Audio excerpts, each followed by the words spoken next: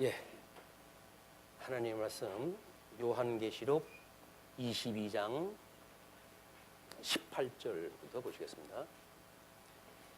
요한계시록 22장 18절.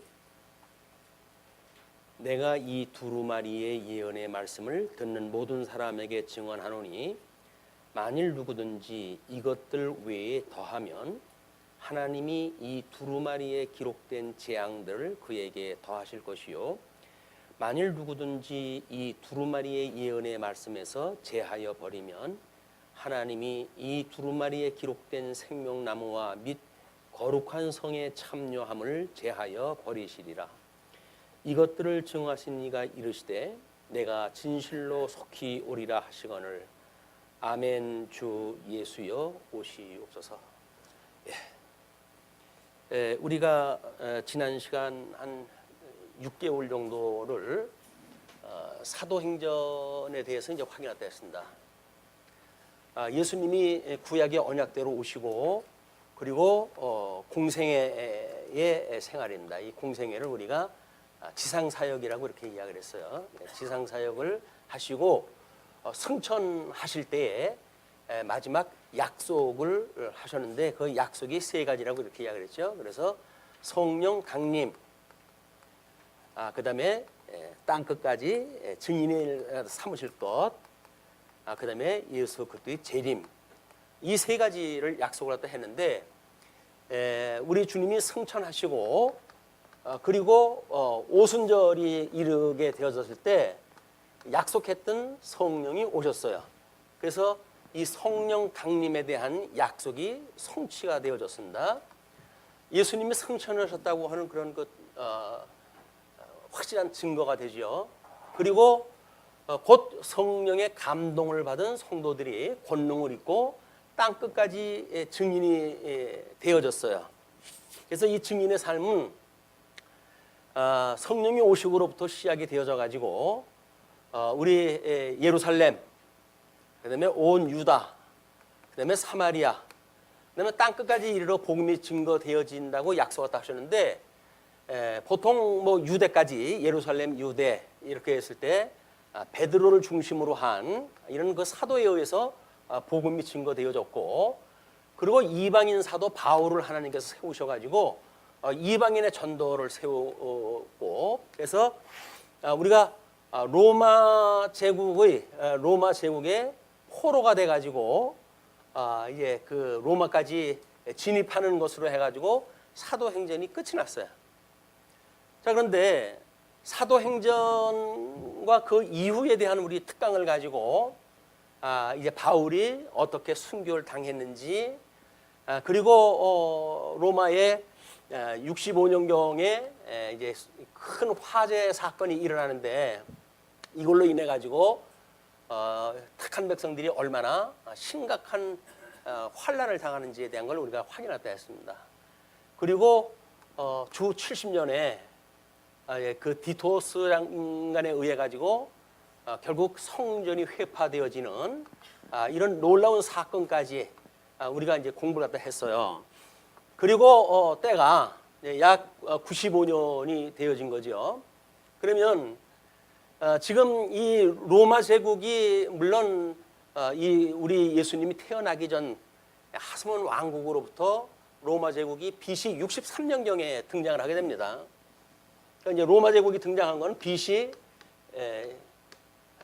63년경에 폼페우스가 그때의 성전을 회파시키는 사건, 지성소에 감히 이방인이 들어가는 걸로 해가지고 1차 화해 사건이 이제 소개가 되어지기 시작을 한 거예요.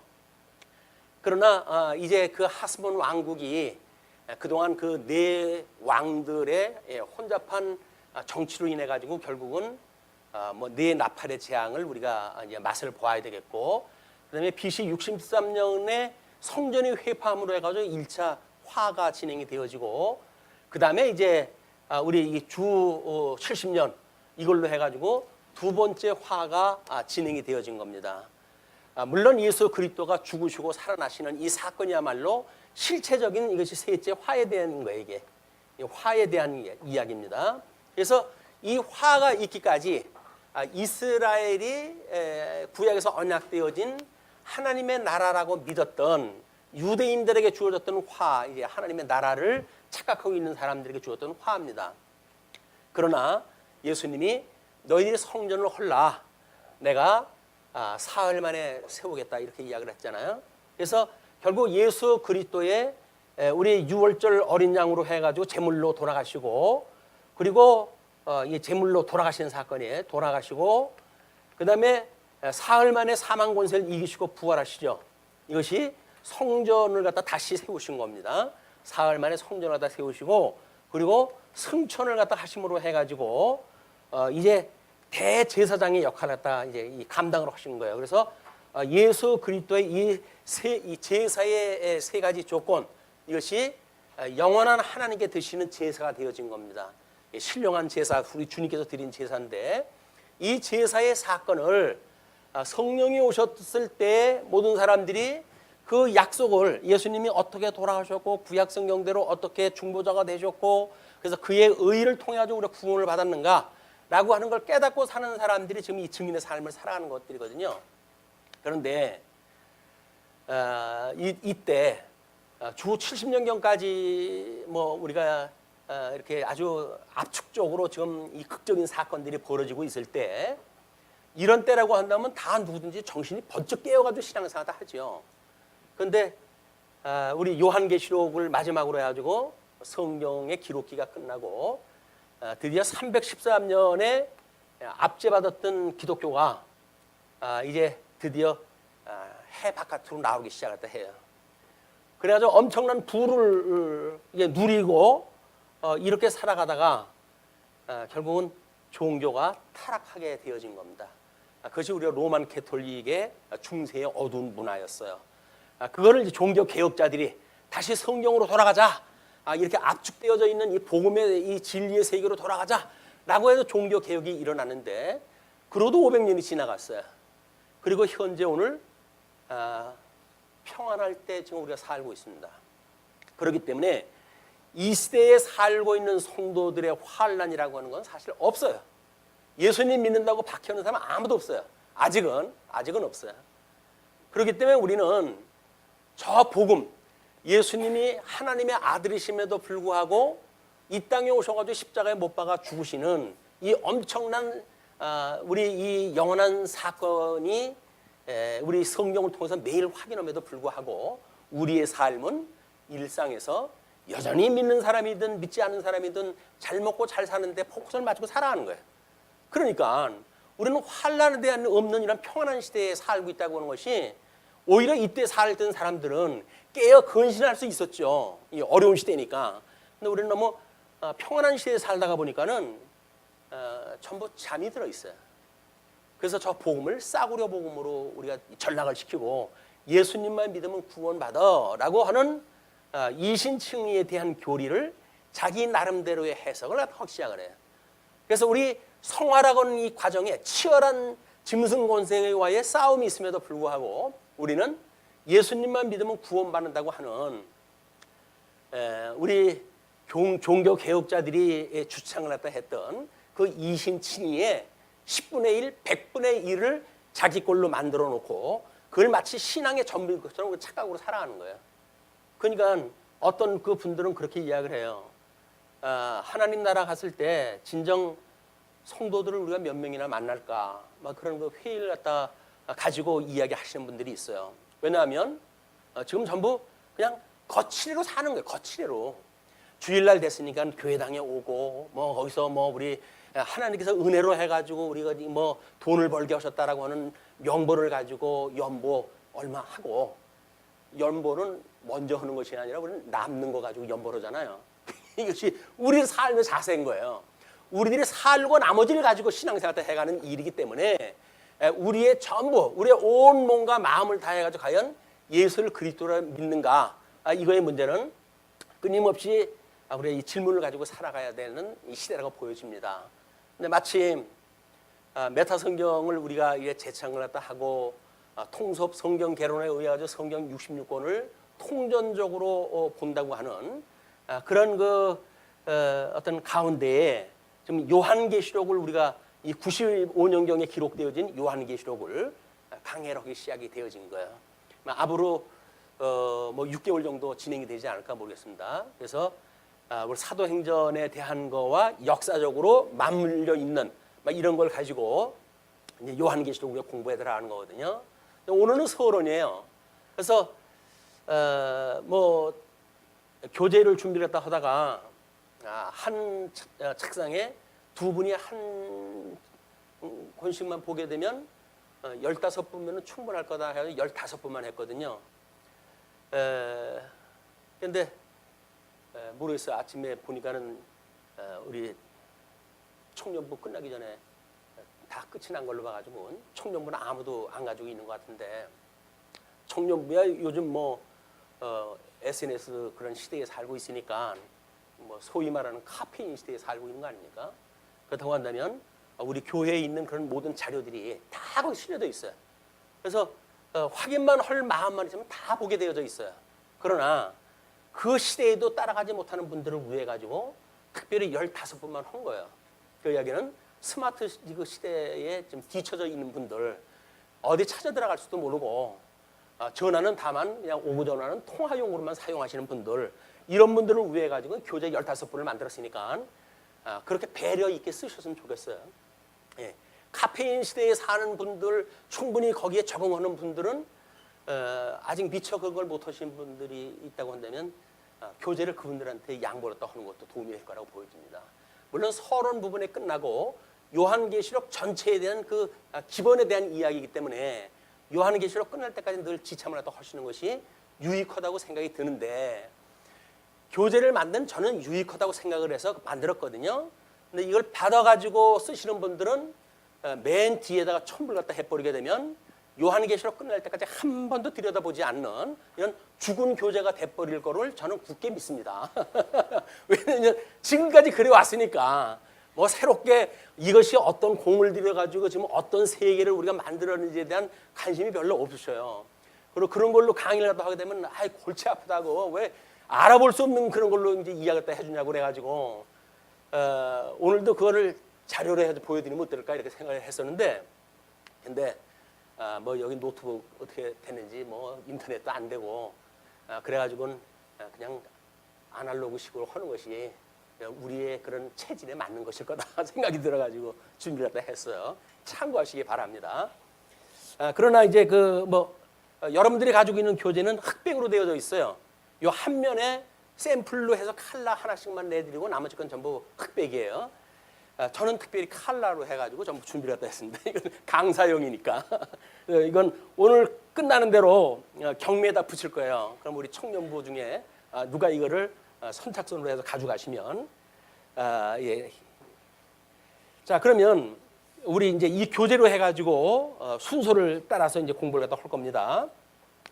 먼저 기록 연대예요. 기록 연대는 우리 교재에서 이야기하는 것처럼 이 95년이라고 하는 그 이야기는 우리들이 보는 그런 관점이에요. 이제 우리 보통 개혁교회에서 보는 그런 그 관점이고, 이 주 70년경에 성전이 회파되어지고 마태복음 24장에서는 성전 회파의 사건과 종말의 사건을 한꺼번에 예언이 되고 있잖아요.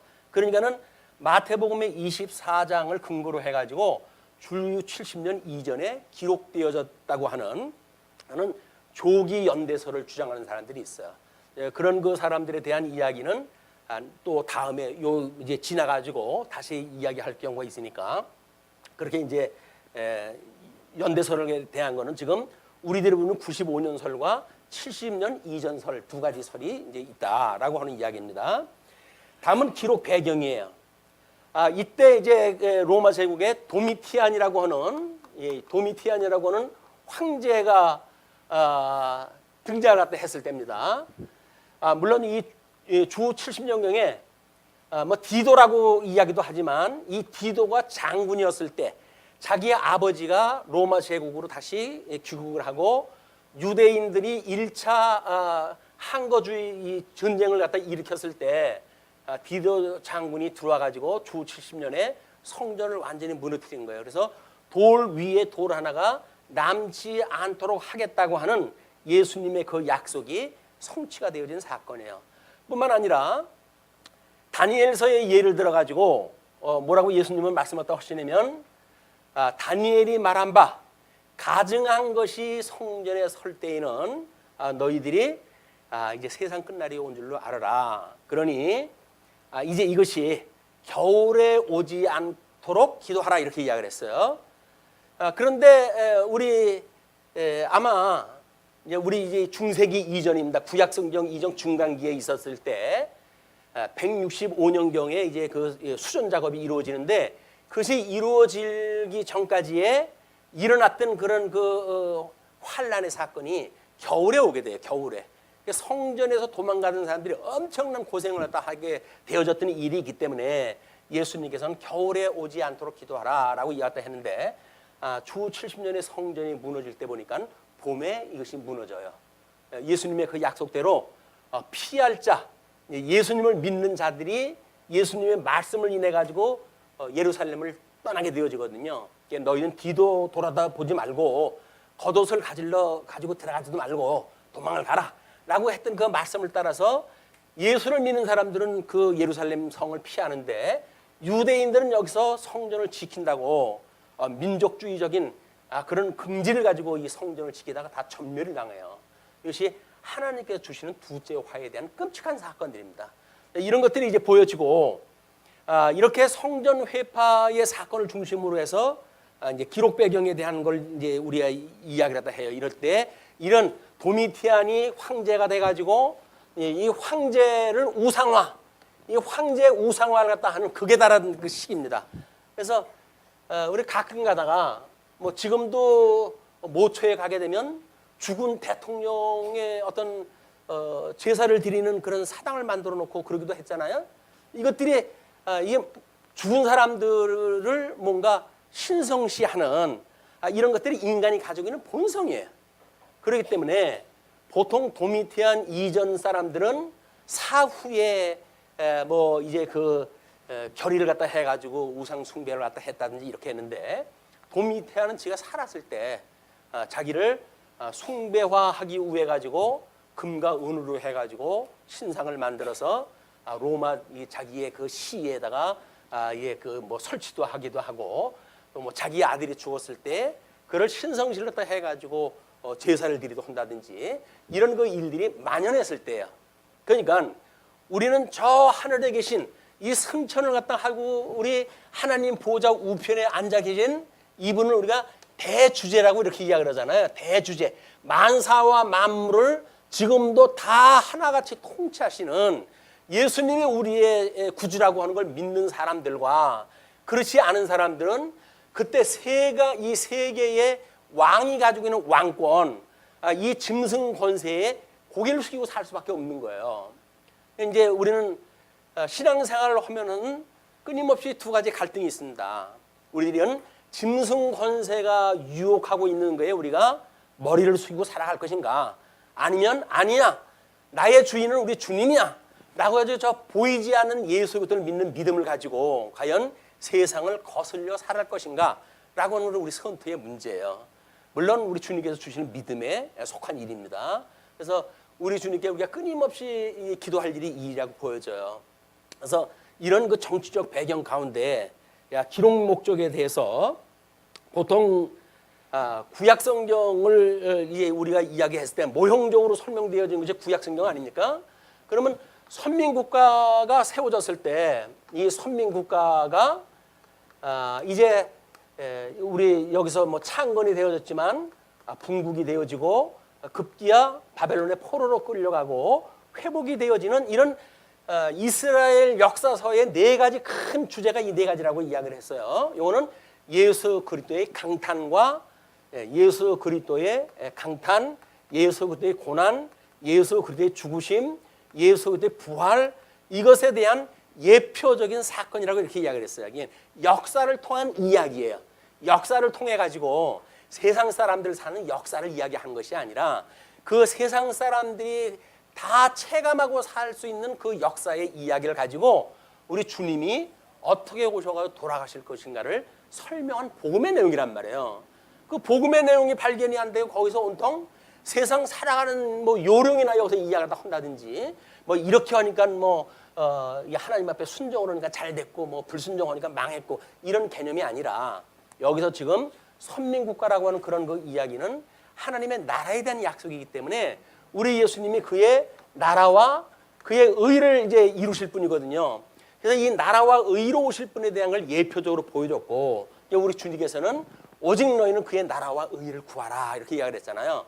무엇을 먹을까 마실까 이런 것들을 염려하지 말고 이걸 구하라는 거예요. 이걸 인생이 사는 것이 우리가 이제 아까 교독을 갖다 했을 때도 그런 그 이야기가 나왔잖아요. 인생 70년 80년 사는데 뭐 요즘은 또 인간들이 워낙 영학을 떠나가지고 100년 시대라고 이야기도 하지 않습니까? 그러나 성경에서는 70년 80년이에요.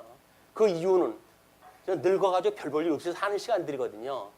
인간들은 그걸 찬양할지 몰라도 성경에서는 여전히 인간의 수완을 70년 80년을 이야기를 하는 거예요.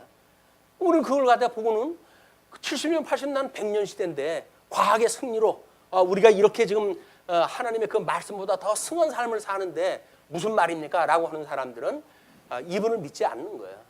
주어진 현상 세계에 우리가 얽혀가지고 그걸 갖다 보고 살아가는 일이기 때문에 성경에서 왜 70년 80년이라고 그러는가?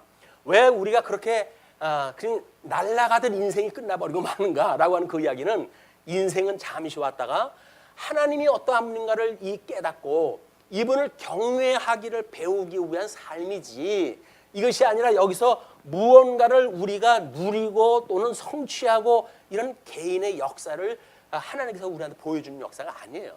이걸 모르면 우리는 하나님을 빌려가지고 우상들에게 우상 숭배하듯이 하나님의 이름을 빌려가지고 여기서 나를 위한 삶을 살게 되잖아요. 이게 아니라고 하는 것을 요한계시록에서는 강력하게 이야기했다 하는 거예요. 너희들이 지금 고난을 받고 있지? 그러나 구약성경에서 이야기했듯이 너희들이 바벨론의 포로로 끌려갈 적에 내가 다시 돌아온다고 약속을 갖다 했지?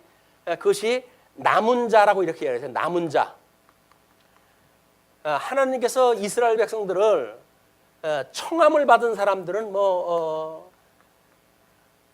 천만인의 이스라엘 백성들이에요. 그러나 바벨론의 포로로 끌려갈 때 하나님의 믿고 돌아올 수 있는 사람들, 이걸 부르심을 입은 사람이라고 이야기를 하는데 부르심을 입은 사람들, 여기 남은 자거든요. 이건 얼마 안 된다는 거예요. 세상 끝날 우리가 믿음을 보겠느냐라고 하는 그런 그 이야기는 세상 끝날 끊임없는 환란이 오기 때문에 그렇습니다. 환란이 올 때 그 환란을 디디고 살아계신 하나님을 믿고 하나님의 위로를 믿고 그의 약속을 믿는 사람들, 이런 사람들만 회복에 참여가 되어지는 거예요. 마찬가지입니다. 이 시대에 살아가는 우리들도 예수 그리스도로 인하여 어떻게 핍박을 받고 살아가는지에 대한 주님의 몸된 교회를 통해 가지고 여기서 우리 요한계시록에서는 이기는 자라고 이렇게 이야기를 하거든요. 이기는 자만 복을 받게 되어지는 거예요. 이기는 자가 아닌 건 뭐예요? 하나님의 이 계시의 말씀을 믿지 않는 자들, 이런 자들은 아니 이 좋은 세상에 뭔 쉬운 소리야? 라고 해가지고 살아갈 수 있죠. 이런 자들은 미안하게도 하나님의 그 나라에 참여할 수가 없는 거예요. 그것이 우리가 본문 읽었던 내용입니다. 그 말씀, 하나님이 이 증언을 갖다 하셨는데 증언의 말씀을 믿지 않고 가감을 하고 하는 자들은 하나님의 나라에 참여할 수 없다고 하는 그런 내용을 확인했다 했죠. 이 환란이 끝나게 되면 우리 주님께서 이제 오실 거거든요. 그러니까 주 예수여 오시옵소서. 그래서 우리는 끊임없이 이 초림하셨던 그 예수 그리스도, 이분께서 성령을 통해 보여주던 이 하나님의 나라, 주님의 몸된 교회, 이 생활을 해가지만 끝내 이 교회가 끝나게 되면 예수 그리스도의 재림에 우리가 이제 맞이하게 되어지니까 이 재림이야말로 다시 오시는 예수 그리스도, 이분을 말미암아 모든 환난으로부터 우리를 구원하다 하신단 말이에요. 우리 주님께서 뭐라 그래요? 너희들은 구원받을 것에 대해서 기도를 하라 그러잖아요. 우리가 우리에게 죄 진 자를 사해 준 것처럼 우리 죄를 사하시고 우리를 시험에 들게 하지 마시고 악에서 구해 주세요라고 하는 기도를 하라고 하신 이유도 이런 역사적 맥락에서 복음의 중심이기 때문에 그러는 거예요. 그 기도가 주문처럼 해가지고 뭐 예배 끝났을 때 다다다다다다 외우는 걸로 되어지는 게 아닙니다. 정말 그 하나님의 나라를 우리가 바라보고 있는가? 저 재림 예수를 끊임없이 우리가 사모하고 있는가? 지금 우리의 삶을 내면 세계를 들여다봤을 때 얼마나 우리가 하나님 앞에 불순종을 하고 사악한 마음을 가지고 있고 죄구덩이 같은 속에서 오직 나의 유의를 따라 살아가는지 이런 것들이 발견되지 않으면 우리는 예수 그리스도의 재림을 기다릴 수가 없어요. 그분 오면 다 끝나는데 여기서 잘 먹고 잘 살아야지. 예수님 오면 다 판 깨져버리잖아요. 잘 먹고 잘 사는 판이. 근데 그게 아니란 말이에요. 내면 세계를 보고 얼마나 어둠의 장악을 갖다 해서 기독교가 이 세속 문화에 물들어 가지고 마치 뭐 우리 인터넷 그런 그 문화를 하소 문화라고 이렇게 이야기하다 하는데 거기에 취해 가지고 현재 이 세계 문화가 얼마나 하나님이 없다고 하는 이 세계 속에서 그 세계관을 가지고 철학의 세계관에 의해 가지고 오직 본능을 따라 가지고 살아가게 되어지는 이런 불행한 시기의 인생들이 살아가고 있는데 이걸 과연 우리가 우리의 그런 주체를 보고 있는가? 그것이 아니라 아니 이만큼 과학이 발달하고 뭐 경제가 발달하고 잘 먹고 잘 사는데 왜 초초라고 이야기를 하신다고 하면 이 요한계시록 들으실 필요가 없어요. 이거는 환난 받는 사람한테 주는 위로예요. 우리가 환난을 받는다고 생각이 들어야 되는데 환난 받는 거 없는데 잘 되는데 이렇게 생각을 하신다면 우리는 여전히 이 실체적인 것, 실체적인 어떤 보이지 않는 세계의 어둠의 문화를 과연 보고 있는가? 그래서 우리의 죄의 종로로 설 수밖에 없는 그런 그 가운데 있는가? 그래서 예수 그리스도의 구원이 정말 절실한가? 온전케 하시는 예수 그리스도를 바라보고 온전케 하시는 예수 그리스도를 바라보는 이런 우리들의 믿음의 생활이 정말 본정임, 이 우리들의 본심으로 해가지고의 이야기인가? 아니면 뭐 성경 통 이렇게 그냥 창세기부터 요한계시록 다 공부를 하고 보니까 뭐 성경 진리 다 한 것 같아요 라고 이야기를 하게 되면 아무것도 모르는 거예요. 성경은 안다고 하는 순간 우리는 모르는 거예요. 그거는 우리는 모르는 거예요. 여전히 배워야 돼. 여전히 배워야 돼. 이런 것이 요한계시록이 95년 AD 95년경에 기록이 됐으니까 이미 2000년 전에 기록되어진 거 아니에요. 그러면 새로운 학문을 연구하듯이 하게 되면 이건 이미 박사들이 뭐 다 연구를 다 해놓은 거 아니겠습니까? 그런데 우리들 같은 죄인의 심정으로 이 말씀을 보는 자들은 이 말씀이 오늘날 우리를 통해서 역사를 다 하는 거예요. 2000년 전에 그런 이 객관적인 진리의 세계가 오늘날 2000년을 거슬려가지고 오늘 사는 우리들에게 이것이 공감을 일으킨단 말이야. 그래서 이 성경 진리는 머리로 기억하고 그러는 게 아니에요. 이건 오직 마음으로 깨닫는 겁니다. 깨닫는 거. 깨달음이 와야 되는 거야. 내가 죄인이로구나. 나로선 도저히 어쩔 수 없는 한계가 있구나. 그럼에도 불구하고 주님께서 나를 살려주셨구나. 라고 하는 1만 달란트 탕감받았다고 하는 행복이 있어야 되는 거죠. 그래야 100대는 그런 빚진 자를 갖다가 뭐 용서해줄 마음도 있고 그런 거 아닙니까? 왜 예수를 갖다가 우리가 믿는다고 그러면서 100대는 그런 빚진 자에 대한 거를 그렇게 인색할까요? 1만 달란트 탕감을 안 받았다는 거예요. 그 얘기가 다시 보면. 근데도 그건 우리는 아무렇지도 않잖아요. 내가 1만 달란트 탕감 받았다고 하는 것이 아니라고 하는데도 불구하고 그것이 아무렇지도 않아요. 그 이야기는 뭐예요? 나는 구원과 상관없는 삶을 살겠다는 이야기 아닙니까? 과연 우리가 1만 달란트 탕감을 받으셨나요? 그래가지고 정말 하나님 앞에 내가 예수님과 함께 죽고 예수님과 함께 산다고 하는 본질의 신앙생활의 근처에 그래도 가 있는가요? 그렇다고 한다면 우리는 끝없이 하나님의 사랑이 우리 이 공동체 안에 이것이 교통이 되어지는 거예요. 이것이 예수 그리스도와의 교통이고 성도와의 교통이다. 그것이 없이 그냥 명목상 가지고 이러고 저러고 하게 되면 그거는 그냥 세상에서 하는 행사예요. 행사. 사람들이 모이는 어떤 곳이도 다 그보다 더 멋있는 행사들이 얼마나 많은데요. 우리 소수의 인원이 모여가지고 그런 행사 가지고 많은 사람들한테 감흥을 줄까요? 소용없어요. 우리가 오직 감동을 받는 것은 예수 그리스도의 이 혼인잔치에 참여하고 있다는 이야기입니다. 이제 그런 그 이야기가 이걸 위해 가지고 기록 목적을 구약 성경에 남는 자, 여기서는 이기는 자 이걸 위해 가지고 지금 기록을 갖다 했다라고 하는 기록 목적을 소개를 갖다 해드리고 보시면 요한계시록의 개관은 주보에 우리가 이제 소개를 갖다 해드렸어요. 그거는 왜냐하면 그 기록자는 사도 요한이고요. 기록 시기는 AD 95년부터 97년경이라고 그랬고 도미티안 황제인데 여기서는 도미티아누스라고 이렇게 갖다 해가지고 참조하는 책마다 그것이 뭐 라틴어를 중심으로 해가지고 한 데도 있고 뭐 영어권에서 번역한 데도 있고 그러기 때문에 도미티안이라든가 도미티아누스라든가 이런 것이 반복해 사용될 수가 있어요. 그건 참고했던 자료 때문에 그렇다고 생각을 하시고 그걸 왜 통일을 갖다 하지 그러냐라고 하는 그런 그 이야기는 별 의미가 없는 이야기입니다. 그리고 수신자는 로마 제국 통치하에 있는 아시아 7교회라고 이렇게 이야기를 했어요. 그리고 복 있는 자, 우리 아담에게 하나님께서 우리한테 양대 언약을 주셨던 것이 뭐죠? 이 아담에게 양대 언약을 주신 것이 이것이 복이에요. 복. 그리고 나라예요. 그러니까 이 복과 나라가 에덴 동산으로 우리를 불러들여 가지고 우리들이 행위 언약을 주셨는데 이걸 불순종해 가지고 상실되어진 것, 이것이 우리가 죄의 권세 아래 살아가고 있는 거예요. 사망의 권세 아래 우리가 살아가게 되어진 것이 예수님을 믿지 않고 살아가는 모든 사람들이 그 안에 살아가고 있는 거예요. 그러니까 지금 이 세속권 문화 속에서 우리가 적당히 살아가는 것 당연한 거예요. 여기로부터 우리가 예수님으로 우리가 회복되어지지 않았다고 한다면, 구원받지 않았다고 한다면 그냥 세속 문화를 당연시 여기는 것은 너무나 당연한 거예요. 그러나 예수 그리스도로 인하여 우리가 구원받았다고 한다면 하나님의 이름을 거룩히 여김을 받으시옵고, 이렇게 해야죠. 거룩히 여김을 받으시옵고, 거룩이 뭡니까? 이 세속과 구별을 갖다 해내는 삶이에요. 우리 삶이 끊임없이 어떤 세속적 문화에 그냥 침참해서 살고 있는가? 이거로부터 뭔가 온전케 하시는 예수 그리스도를 바라보고 하나님이 기뻐하시는 뜻을 이루는 데 우리가 관심을 가지고 있는가? 이것이 우리 거룩하신 주님을 따라가는 우리 형상에 대한 문제예요.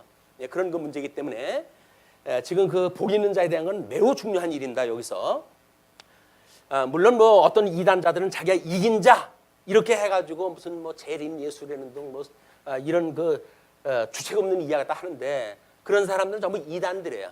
나중에 지옥 갈 사람들이기 때문에 그 사람들 이야기에 신경 쓸 거 없습니다.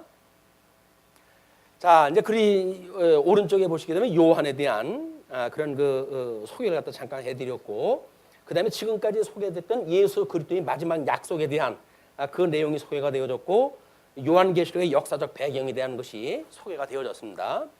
워낙 요한계시록에 2000년이나 되어진 이후에 이것이 기록이 되어졌기 때문에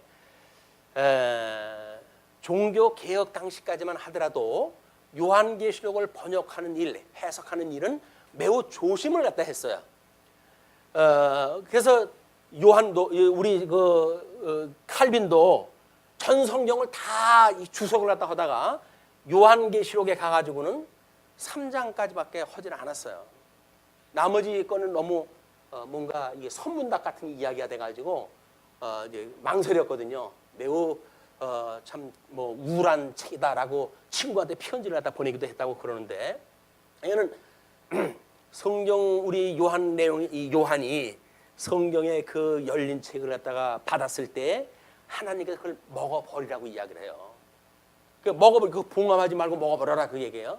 그 먹어버리고 그것이 속에서 쓰게 되어지는데 요한계시록을 쓸 수 있는 이 요한처럼 그거를 완전히 소화가 되어져 있는 복음을, 체질화되어져 있는 복음을 말씀으로 증거하지 않으면 그 내용을 모르는 거예요. 그러니까는 이거는 요한밖에는 원래는 몰라요. 요한이 계시를 통해 가지고 기록을 했기 때문에 요한의 심정으로 요한이 깨달았던 전 이 복음에 대한 역사를 이해하고 그렇게 보게 되면 그것이 우리가 분별해낼 수 있는 해석이 가능하지만 그렇지 않다고 한다면 알기가 어렵습니다. 요한계시록은. 그래서 어중이 떠중이 뭐 요한계시록에 대한 주석이 수없이 나와요. 지금 쏟아져 나오고 있는데 특별히 이단자들은 요한계시록을 가지고 자기네 특별한 교단을 위한 것처럼 이거 쓰기도 하고 그래요. 그래가지고 뭐 우리 장막성전이라고 하는 걸 주장하는 사람들도 여기 나오는 요절이거든요. 그걸 가지고 자기네들이 장막성전이라고 이야기를 하는 거예요. 근데 그 장막성전은 이미 하나님의 그 장막이 시온 산성에서 이미 예수 그리스도로 인해서 성취가 되어졌고 온 교회에 해당되어지는 거지 어떤 특정한 이단에게 해당되는 일이 아닙니다. 좋은 이야기 다 끄집어내가지고 다른 사람들이 그 이야기 쓰려면 조금 망설여져요. 그 예 중에 하나가 뭐냐면 신천신지에 대한 이야기예요. 예. 이게 새하늘과 새 땅이 내린다는 이야기인데 지네들이 신천지라고 하는 이단 교단을 만들어놨으니까 개혁교에서 우리는 신천신지를 바라봅니다 이렇게 말하게 되면 쟤네들 이단 아니야 이렇게 할까 봐 성경에 나와 있는 이야기를 제대로 쓸 수도 없어요. 왜? 이 거짓 것들이 전부 선점을 다 해버렸기 때문에 그러는 거거든요.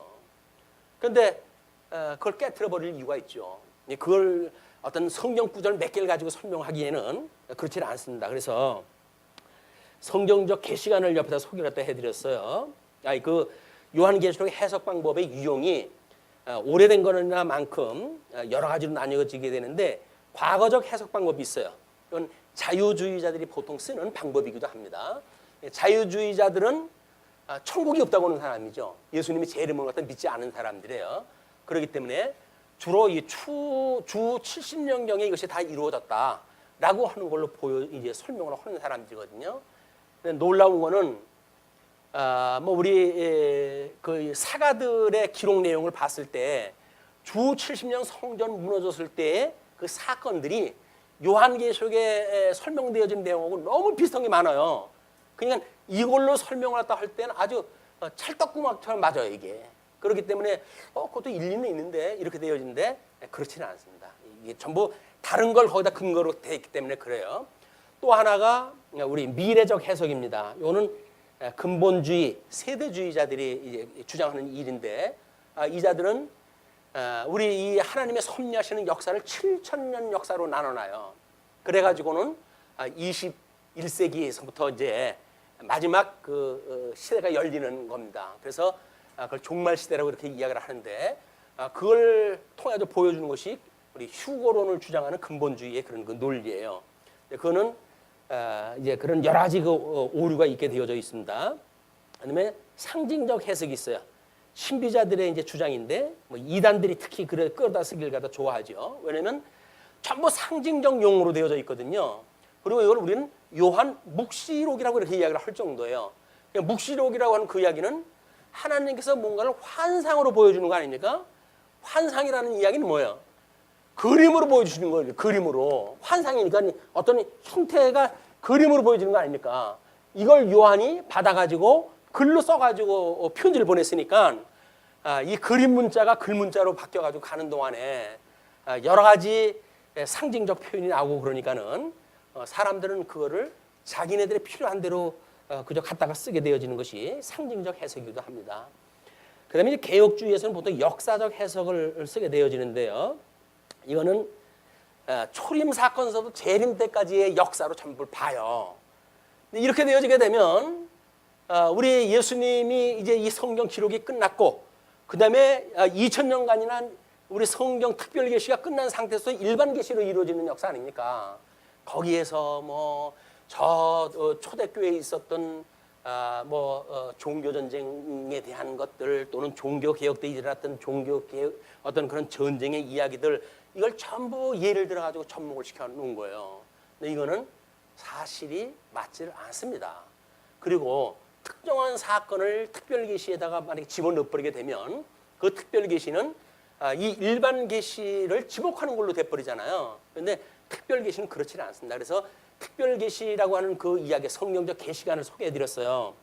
계시라는 말의 뜻은 첫째 히브리어 갈라, 이건 벗겼다, 나타냈다, 또는 헬라어로서는 베일을 벗기다, 뚜껑을 연다라는 뜻이기 때문에 종합을 갖다 해보게 되면 감추어진 것을 드러내어 보여주는 것이다.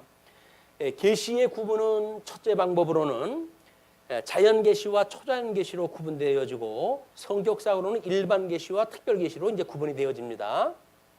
근데 그 계시의 필요성은 하나님에 대해서 아는 지식을 얻으려는 데 있고 또 얻게 하시기 위해서 하나님께서 그걸 기록하다 하시기도 했어요. 그래서 계시의 목적은 택한 자들로 하여금 하나님을 알게 하셔서 그의 권능과 은혜의 영광을 찬송케 하시려는 거지 인간이 자기가 잘 먹고 잘 살겠다고 하는 여기서 기술을 들여드리는 게 아니에요. 방법을 끌어들이는 게 아니에요.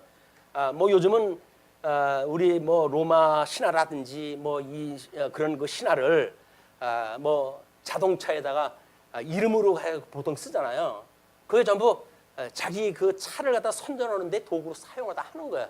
왜냐면 그 신화가 가지고 있는 이야기가 있잖아요. 그 이야기를 가지고 자기네 자동차에 대한 스토리텔링을 갖다 해가겠다는 거죠.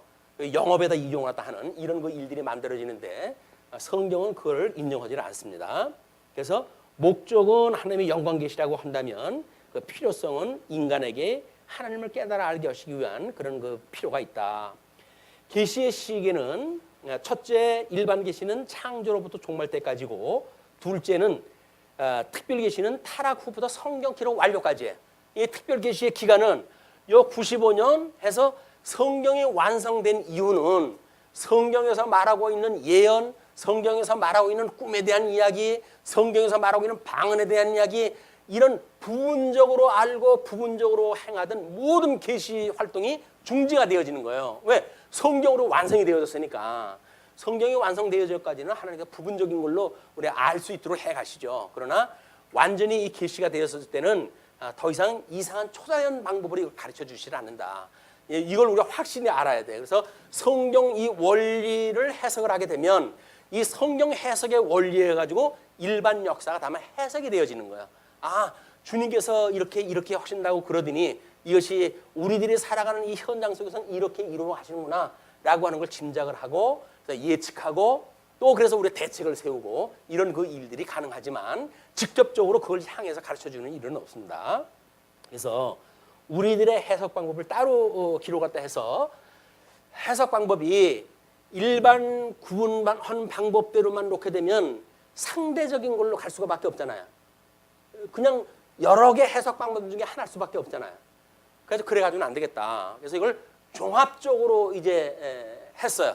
그래서 하나는 사도신경을 중심으로 해가지고 정당성을 주장하기도 하고 또는 우리 주기도문을 통해 가지고는 그걸 우리 뭐 주기도의 그 내용이 요한계시록 전체를 망라하고 있는 내용이기도 합니다. 그래서 요한계시록을 또는 성경 창세기의 이론을 가지고 설명도 하고 때로는 예수 그리스도의 복음서를 가지고도 설명도 하고 이렇게 가지고 전 성경에 총망라해가지고 요한계시록에 대한 해석의 증거를 댔기 때문에 어떤 부분적인 거 하나를 때려가지고 무너질 수가 없어요. 기둥을 여러 가지를 세워가지고 한두 개의 기둥이 무너진다고 하더라도 무너지지 않는 이런 성경 해석의 틀을 갖다가 세웠다. 그것이 이제 그 성경 우리 3쪽에 왼쪽 아래쪽이 메타 성경신학적 해석 방법. 그래서 기독론에 대한 거는 또는 성령론과 구원에 대한 이야기 또는 교회론 또는 종말론. 이것은 교회신학에서 이야기하는 건데 그 내용대로 해가지고 다 이걸 증거했던 그런 어떤 근거로 해가지고 제시를 갖다 했어요. 뿐만 아니라 그 옆에 구명은 이제 요한계시록의 개념다라고 이렇게 이야기를 했잖아요. 늘 보는 게 돼가지고 생소할지도 몰라요. 우리는 가끔 봐야 이게 번쩍 보이는데 늘 보는 거는 그냥 일상적인 그림이기 때문에 그냥 지나가 버리고 맙니다. 그럼에도 불구하고 이걸 저는 끊임없이 소개를 해드릴 수밖에 없어요. 왜냐면 하나님의 뜻이 지금 이제 이 양대 언약을 통해서 이루시는 사건이기 때문에 예정과 작정, 그다음에 언약, 그다음에 언약에 대한 성취 이런 그 내용이 우리들의 계시관이기 때문에 그렇습니다.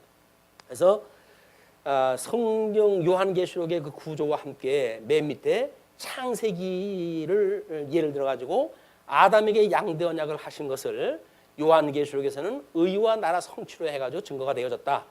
주기도에 대해서는 하늘에서 이룬 것 같이 이 땅에서 이루어진 걸로 증거가 되어졌다. 계시록에서는 하나님의 양대의 언약이 우리 주보에 나와 있는 목차를 보는 것처럼 제1장이 약속이고 제3장이 성취예요. 이는 그 약속대로 이루어졌다고 하는 것이 요한계시록 이 자체 내에 논리를 가지고도 이것이 확실하게 증명을 하다 했다. 그런데 관심을 가지고 이제 보셨으면 좋겠어요. 앞으로 공부를 하다 하실 때 이야기입니다.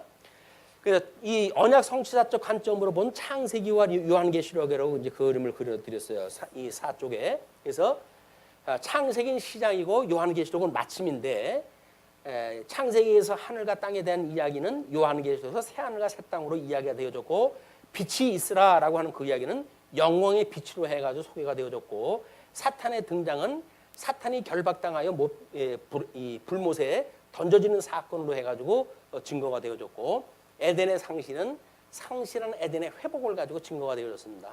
에덴의 혼인잔치는 어린 양의 혼인잔치로 소개가 되어졌어요. 그래서 이 혼인에 대한 이야기를 소개를 했다 했는데 우리 예수님이 초림을 갖다 해가지고 우리를 부르셨잖아요. 그 부르심을 우리는 이거를 예수님과 약혼을 갖다 한 관계다 이렇게 하는 거예요. 약혼.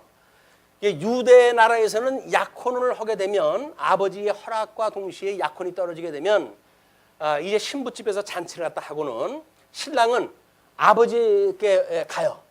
그리고 그 부인과 함께 살 집을 마련을 갖다 하게 돼요. 이 집을 마련을 갖다 해가지고 집이 완성이 되어지게 되면 하나님이 이 아버지가 집의 완성도를 봐가지고 이제는 네 신부를 데리고 와도 되겠다라고 말했을 때 신부를 데리러 오는 거예요. 그것이 이 재림 사건입니다. 여기서 말하는 이 재림 사건은 예수님이 집이 다 됐을 때라는 이야기예요. 그래서 하나님 나라가 완성이 되어지면 이 땅에 재림을 갖다 해가지고 우리를 불러서 하나님 나라의 백성으로 삼아주시는 것, 이것이 결혼이에요. 결혼. 그러면 약혼한 신부가 우리 재림 때까지 이 재림 때 결혼 때까지 가려고 한다면 요 상관이 뭐냐면 이것이 성도들의 성화의 과정이에요. 성화. 우리 예수 그리스도로 말미암아 구원을 받았습니다. 그럼 구원받은 사람들은 어떻게 살아가게 하시나요? 하나님과 끊임없이 구별을 하면서 살아가게 하십니다. 라는 이야기인데 이 성화를 우리가 이 결혼 때까지 이걸 지키면서 살아가는 일이에요. 그러니까 실질적으로 예를 들면 그렇잖아요. 약혼을 갖다 했어요. 한 남자하고 정혼을 갖다 했어요. 그래 놓고는 이분을 기다리니까는 뭐 1년이면 올까 그랬는데 1년이 아니라 지금 이게 얼마입니까? 안 오니까는 안 오는가벼. 그래가지고 다른 남자하고 결혼을 갖다 하게 되면 그것이 우상과 짝을 갖다 하는 삶인 거예요. 그러나 우리는 이분은 신실하신 분이기 때문에 구약 성경을 통해 가지고 증명을 해냈던 하나님의 속성을 보게 되면 신실하신 하나님은 한 번 약속을 하시면 변하지 않는다. 그걸 알고 믿는 성도들은 주님 오실 때까지 기다리게 되어지는 거예요. 그래서 세상과 짝하지 아니하고 거룩한 그런 신부의 모습으로 의로운 그런 치장을 갖다 해가면서 살아가게 되어진다고를 예수님이 오셨을 때 단장한 신부와 같다 이렇게 이야기를 한다. 단장한 신부. 신랑을 맞이하기 위해서 단장한 신부. 재림 예수가 오늘 저녁이라도 오신다고는 생각을 가지고 있게 되면 우리가 오늘을 사는 삶이 어떨까요? 뭐 어저께도 안 하는데 뭐 오늘이라고 오겠어? 가지고 오늘 대충 사시면은 안 되는 거예요. 이게 그럴 수가 없는 거예요. 이분은 언제 오실지 몰라요. 이걸 미정으로 해놔가지고 정말 믿어지는 자만 참게끔 되어져 있어요. 안 믿는 사람들은 에이 여지껏 하는데 오겠어? 라고 해가지고 포기를 다 하죠. 근데 미련하도록 믿어요. 우리는 미련하도록 믿어요. 주님은 신실하신 분이기 때문에 오신다고 했으면 기필코 올 거야. 2000년 아니라 2만 년이 지나도 오셔. 그걸 믿는 사람들은 예수님의 재림을 믿고 거룩한 삶을 살아가게 되어지는 거예요. 거룩한 삶을 살지 않는다는 이야기는 뭡니까? 우리 예수님이 다시 올 걸 에이 농담이겠지 뭐. 안 믿는 거예요. 거의 우리 복음서에서는 기름 준비했던 슬기로운 처녀와 미련한 5처녀를 가지고 예를 갖다 들었던 사건입니다. 그래서 우리가 어떻게 끊임없이 성령 충만을 기도를 하고 주님께서 이걸 위해 우리가 기도를 하라고 그랬던 거거든요. 하나님의 이름이 거룩히 여김을 받으시고 그 나라가 임하시옵고 그리고 우리가 이 말씀 하늘에서 이루어졌던 이 뜻을 이 땅에서 이루어지는데 이걸 말씀으로 이루어 가시거든요. 이 말씀을 인용할 양식을 합니다. 양식. 성경 구절은 다른 사람의 자랑하는 게 아니에요.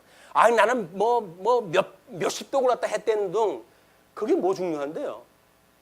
내용에 들어가면 아무것도 모르면서 몇십 독을 하면 모르냐고요.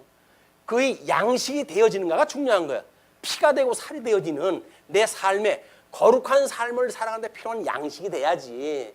다른 사람한테 자랑하려고 우리의 성경이 있는 거 아니잖아요. 기도도 마찬가지예요. 오죽 주님이 그 꼴배기 싫었으면 골방에 들어가서 하라고 그럴까요? 근데 우리는 우정 기도를 갖다가 난 길거리에서 손을 들고 기도를 갖다 하잖아요. 나는 기도를 갖다 매일 같이 하는 사람처럼 이해했다 하니까 주님께서는 너 그런 거 기도하려고 하면 골방에 들어가서 해. 아무도 모르게. 그것이 주님이 가르쳐준 우리의 기도의 자세란 말이에요. 그냥 하나님 앞에 살아가는 것. 순수하게 하나님 앞에 살아가는 것. 보는 사람이 있든 없든 그냥 하나님 앞에 살아가는 것. 미련할이 많지. 그냥 그렇게 살아가는 거예요. 다른 사람이 좀 뭐 잘못 보면 어떨까요? 잘못 보면 어때요? 우리 주님이 인정하면 되지. 옆에 사람이 잘못 보는 거고 뭔 상관이 있어요, 우리 삶이. 거기에 전전 근거하는 거예요. 우리들의 이 삶을 살아가는 모든 고통은 뭡니까? 전부 상대적인 고통이에요. 상대적인 고통. 아니, 내가 지금 가난해요.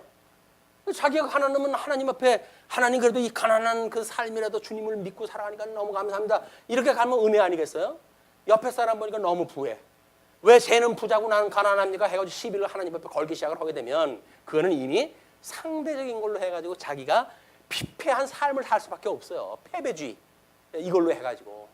그러나 우리는 이런 절대적인 하나님의 은혜권인데 살아가고 있는 거 아니에요. 그냥 상대적인 거에 의해 가지고 우리는 기죽지 마라. 하나님이 살아계신데 이 제국의 뭐 이 짐승 권세가 아무리 승하다고 한들 우리 하나님의 권능에 비해 보게 되면 그냥 세 발의 피예요. 그럼 우리 주님의 권능을 믿어야지.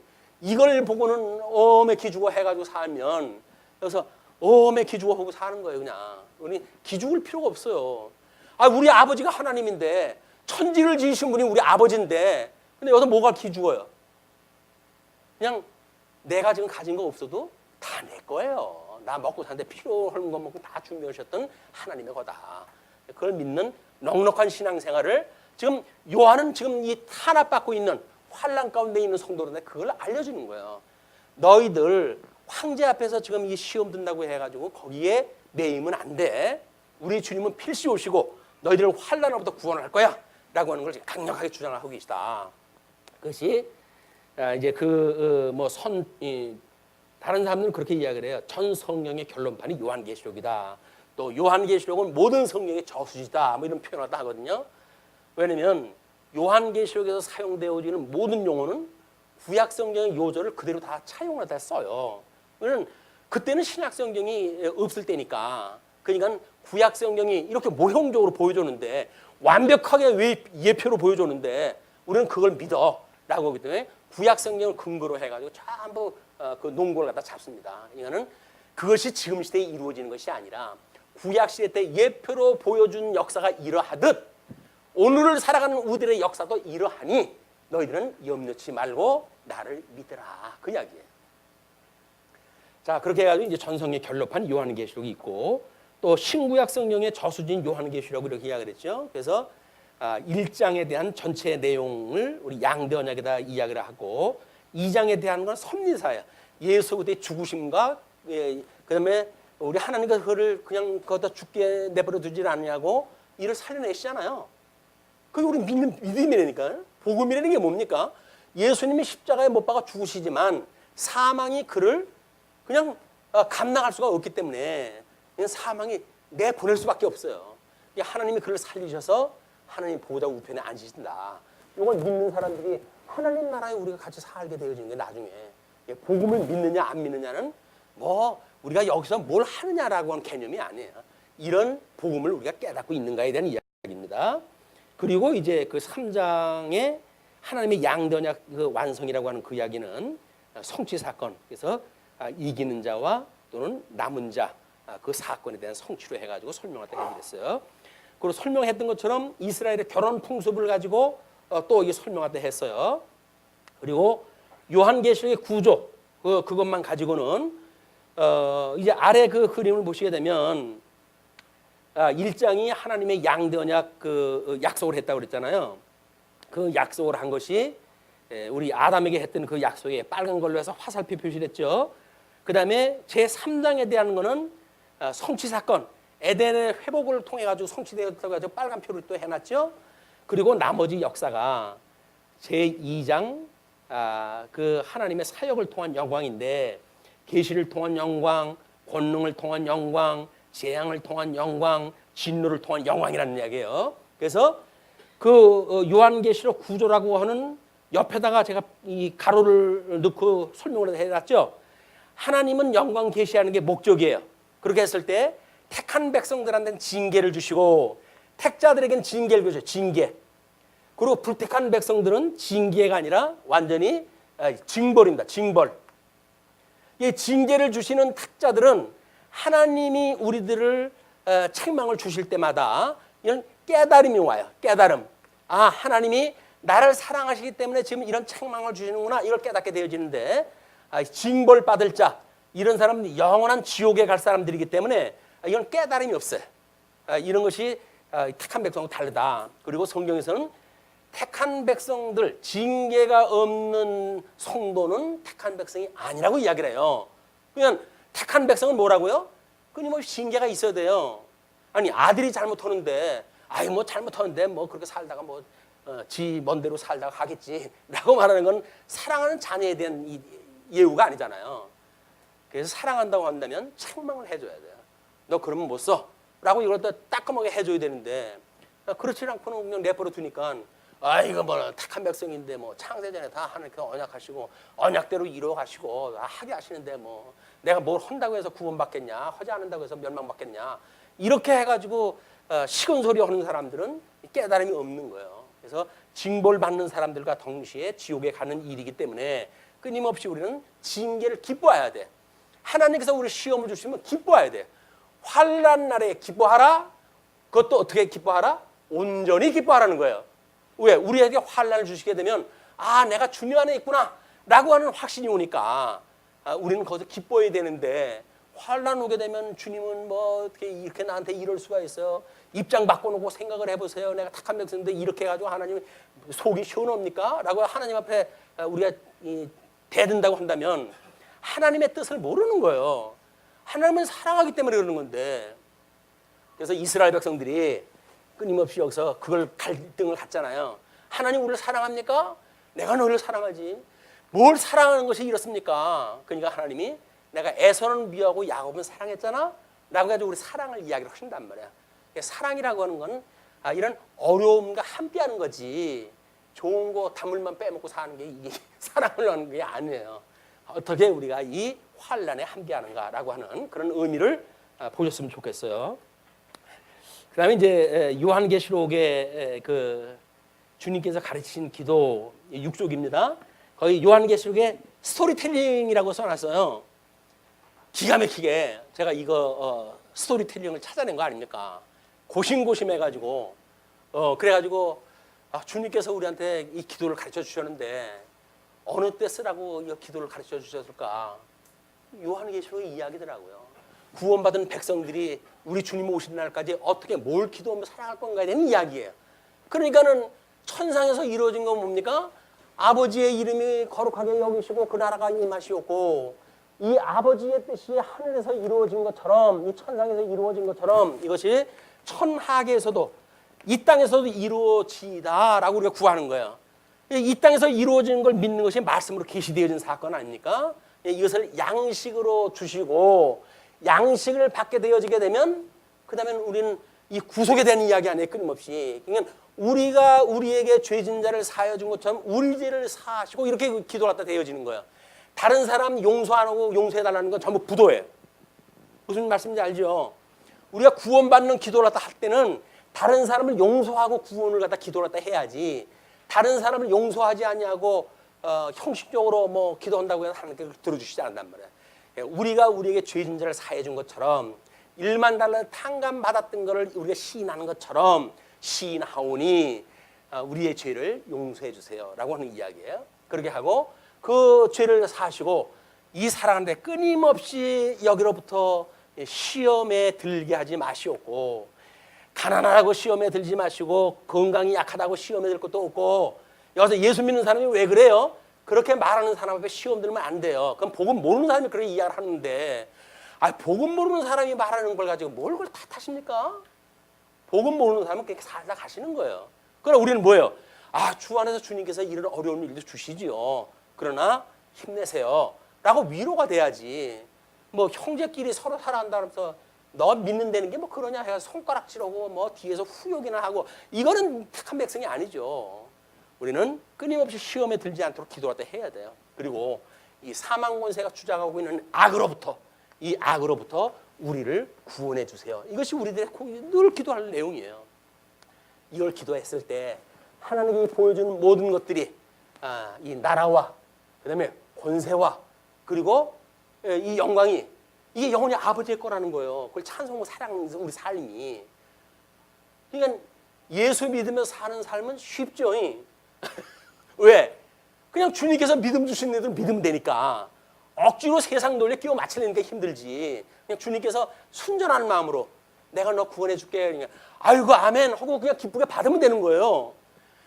이 처음 듣는 복음의 말씀을 듣고 오늘의 구원의 역사가 있으면 좋겠어요. 이게 오래 들었다고 되어지는 문제가 아니에요. 그냥 이걸 깨닫는 순간 내가 구원받은 백성이야? 그럼 나도 이제 하나님 나라 백성이네 라고 하는 게 믿어지게 되어진다. 백날 공부한다고 되어지는 게 아니라 한순간의 말씀이 나로 하여금 새 생명을 만들어간다. 그 뒤에 있는 내용들은 요한계시록을 공부를 하게 되면 매우 필요한 개념들이에요. 그래서 요한계시록엔 천사의 이야기 또는 이 짐승권세에 대한 이야기, 이런 이야기 꽤나 많이 나옵니다. 왜냐하면 하늘에서 이루어진 것이 이 천상에서 이루어진 것, 아버지의 뜻이 하늘에서 이루어진 여기에는 영계이기 때문에 영계. 셋째 날까지 만들어 놓은 거에는 사람이 없어요. 여기는 사람은 언제 만들었다고요? 넷째 날 이후로부터 해가지고 여섯째 날 우리 이 구둥동물하고 사람을 만드셨잖아요. 그러니까는 이런 천하계에 대한 거는 섭리에 대한 이야기고 그건 창조에 대한 이야기이기 때문에 구분해가지고 우리 알아야 된다. 그래서 그걸 구분해가지고 알려드렸어요. 요 내용만 아시게 되면 요한계시록은 그냥 혼자 읽어 가셔도 됩니다. 그런데 그래도 어떻게 해요? 주일날 우리 강론을 해야 되니까 알기 쉽게 그냥 쉽게 해가지고 계획은 한 50분 계획을 세우는데 하루에 50분 계획을 세우는데 오늘 벌써 1시간이네요. 이게 서론이니까 그렇고 1장서부터는 이제 50분 정도로 압축을 갖다 해드릴게요. 그래서 그냥 배고프지 않도록 시간 맞춰가지고 해드릴 테니까 편안한 마음으로 들으셨으면 좋겠어요. 말씀 줄이죠. 기도하시겠습니다.